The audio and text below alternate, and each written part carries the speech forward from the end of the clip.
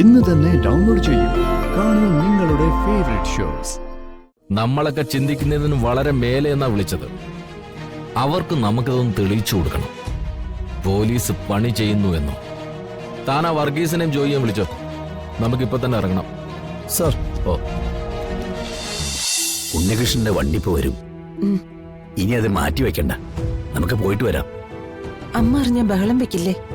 ഇപ്പൊ അമ്മയോട് പറയണ്ട, രാധിക മോളോടും പറയണ്ട. പോയിട്ട് വന്നിട്ട് നമുക്ക് പറയാം. വണ്ടി ഇപ്പൊ വരും. താൻ അവർ രണ്ടുപേരും എന്താ ചെയ്യുന്ന നോക്കിട്ട് വാ. ഈ പ്രായത്തില് ഈ ഒരു അവസ്ഥയിൽ ഒളിച്ചൊരു യാത്ര അല്ലടോ. ഞാൻ നോക്കിയിട്ട് വരാം ദേവേട്ട. ഇപ്പൊ തന്നെ പോണോന്നുണ്ടോ? പോണോടോ.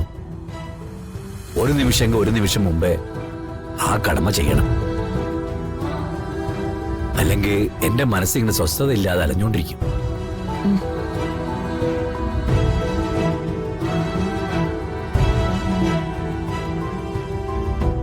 ഈശ്വര കാത്തോളനെ.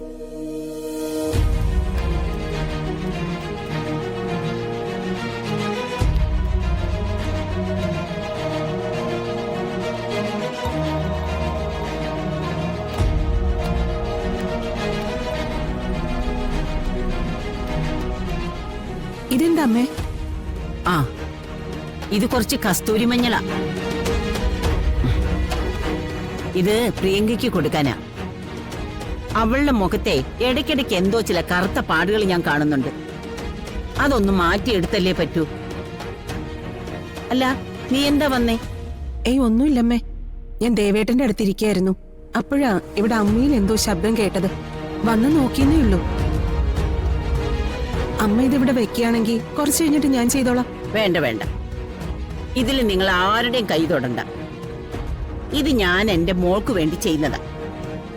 എന്റെ കൈ കൊണ്ട് ചെയ്തു തീർത്താലേ എനിക്ക് സമാധാനം കിട്ടും. നീ പോയിക്കോ.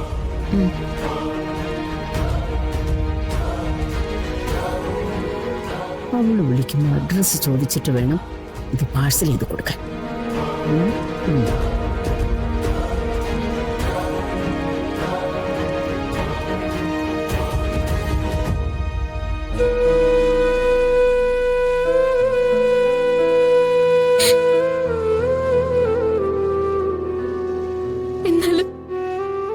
വേഗം നീ ഞങ്ങളെ വിട്ട് പോയല്ലോ മോളെ.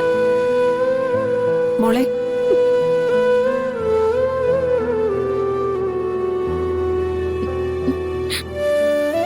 അതെന്താ?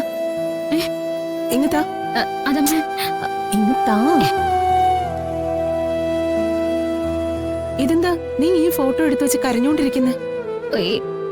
ഒന്നുമില്ലമ്മേ, വെറുതെ അവളെ നോക്കിയിരുന്നപ്പോ. അല്ല, എന്തോ ഒരു കാര്യമുണ്ട്. നീ അത് മറച്ചു പിടിക്കുക. ഒന്നുമില്ലമ്മേ. നീ കള്ളം പറഞ്ഞ അമ്മയ്ക്കത് പെട്ടെന്ന് മനസ്സിലാവും. കാരണം എന്താന്നറിയോ? അത്ര അധിക സമയം ഞാൻ നിന്റെ മുഖത്ത് നോക്കിയിരുന്നിട്ടുണ്ട് കുഞ്ഞുനാള് മുതല്. വരുണിന്റെ കാര്യത്തിലല്ലാതെ പ്രിയങ്കയുടെ കാര്യത്തില് വേറെ വിഷമമൊന്നുമില്ലല്ലോ? ഇല്ലമ്മേ. എന്നാ ശരി. മുത്തശ്ശി അവിടെ അടുക്കളയിൽ അമ്മയുടെ അടുത്തുണ്ട്. ആ വഴിക്ക് ചെല്ലണ്ട. മുത്തശ്ശി എന്തോ അരച്ചോണ്ടിരിക്കുക. സഹായിക്കാനും പോണ്ട. അല്ല, മുത്തശ്ശിക്ക് വയ്യാത്ത സമയല്ലേ? വയ്യെങ്കി വയ്യ. നിന്നോട് അങ്ങോട്ട് പോണ്ടാന്ന് പറഞ്ഞാ പോണ്ട. ഒരു പ്രശ്നം ഉണ്ടാക്കാൻ അത് തന്നെ ധാരാളം.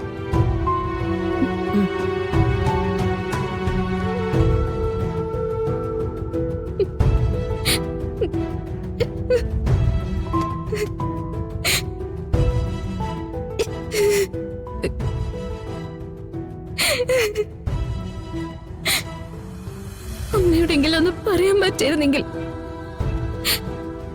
അമ്മയെ കെട്ടിപ്പിടിച്ചൊന്ന് കരയാനെങ്കിലും പറ്റിയതിനെങ്കിൽ. അതിന് പോലും ഭാഗ്യമില്ലല്ലോ.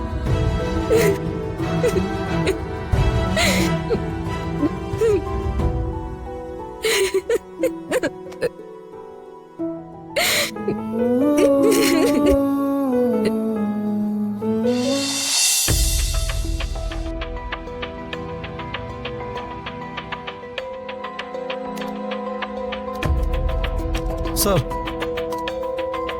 ഡോ, കഴിഞ്ഞ ദിവസം നടന്ന ആ മരണമില്ലേ, ആ പ്രിയങ്ക എന്ന് പറയുന്ന പെണ്ണിന്റെ, ആ മരണത്തിൽ എന്തൊക്കെയോ ദുരൂഹതകളുണ്ട്.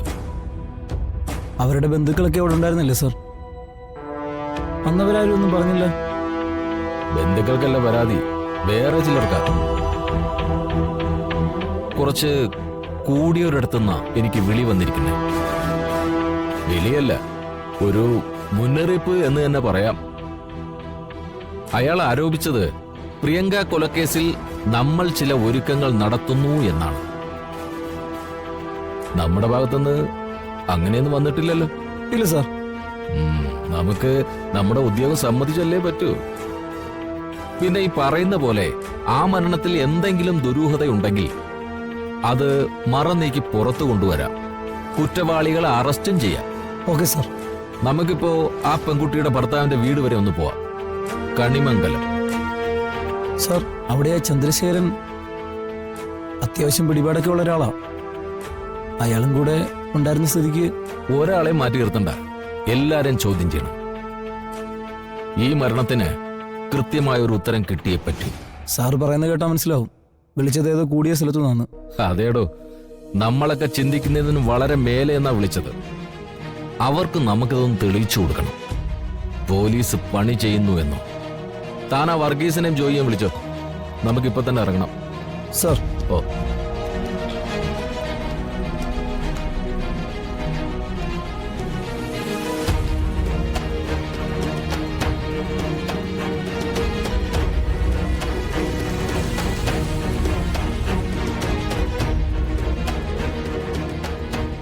ദേവേട്ട, വണ്ടി വന്നിട്ടുണ്ട്, ഇറങ്ങാം. ഉം.